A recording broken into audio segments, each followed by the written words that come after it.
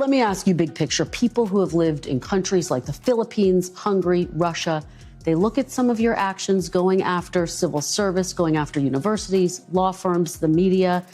They say it's out of an authoritarian playbook.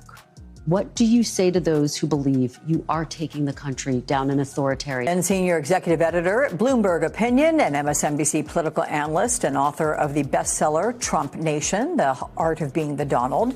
And Molly Jong-Fast, MSNBC political analyst, host of the Fast Politics podcast and special correspondent for Vanity Fair. Good to see you both. And just like that, Donald Trump dodged a direct question about authoritarianism by rambling about how many people love Trump. This was not a leader's response.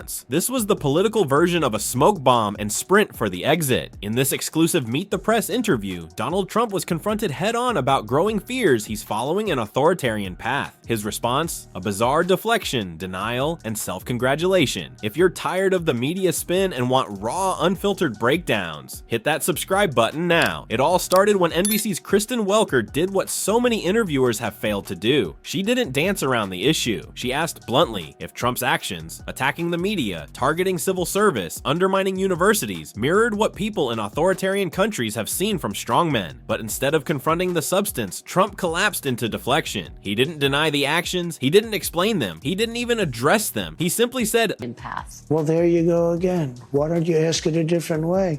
Many people wanted to come into our country. Many people That was the spark. A simple, direct question, met with the political equivalent of a toddler changing the subject. Segment 2, the weak defense. Rather than reassure the public, rather than explain policy or disprove the authoritarian claim, Trump doubled down on his favorite fallback. He won, they lost. won the election. They didn't win the election. When you make these statements about people say this, people, well, you know, they had their chance at the election and they lost big.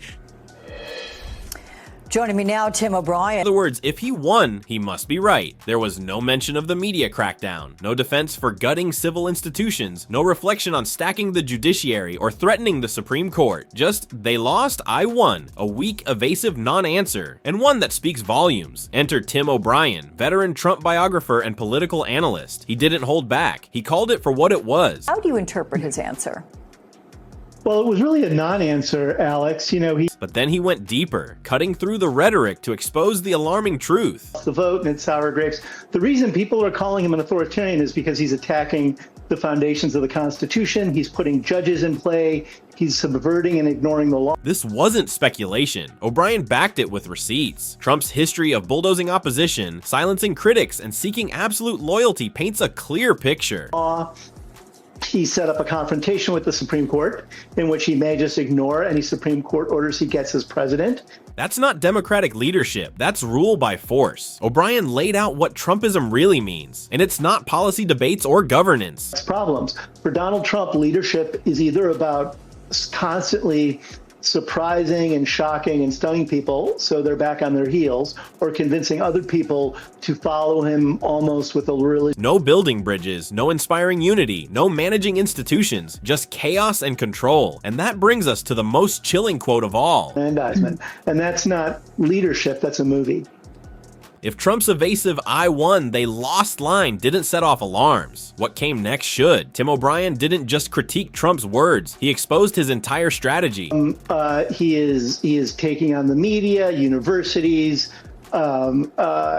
basically every sort of foundation of civil society that has stood at one point or another in opposition to them, and he wants to bulldoze them, and that's the reason. This is not accidental, it's methodical. The judiciary, the foundations of the Constitution, he's putting judges in play, he's subverting and ignoring the law. The Supreme Court, in which he may just ignore any Supreme Court orders he gets as president. And now, in a new report, we learned Trump-linked entities have made $300 million from cryptocurrency investments just since January. That's right, while running for president and while laying out economic policy, Trump is actively profiting off crypto markets. Tim O'Brien again didn't mince words.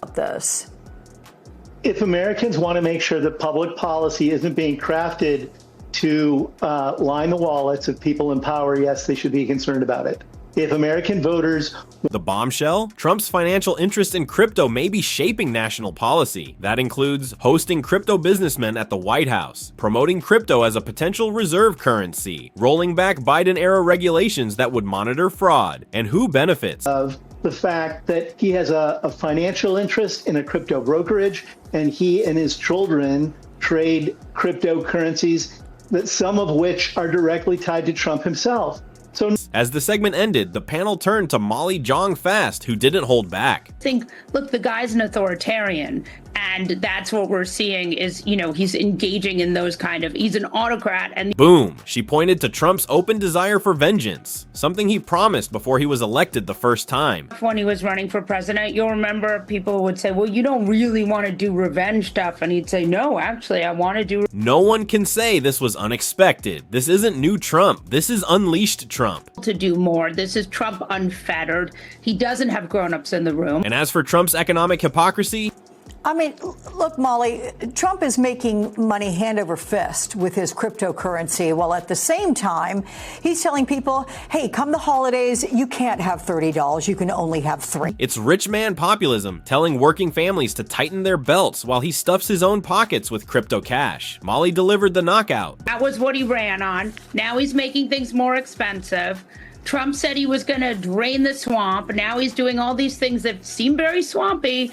And Democrats. But his record, from crushing institutions to quietly raking in millions from crypto, screams what he wouldn't say out loud. And his defenders, they're not denying it either. They're just shrugging and calling it Trump being Trump. It's time to stop pretending this is politics as usual. This is something else entirely. And it's dangerous. If you're tired of the lies, the spin, and the media softballs, hit that subscribe button. This fight for truth isn't going anywhere. And neither are we. We break it down. We call it out. No nonsense. No filters. Just facts.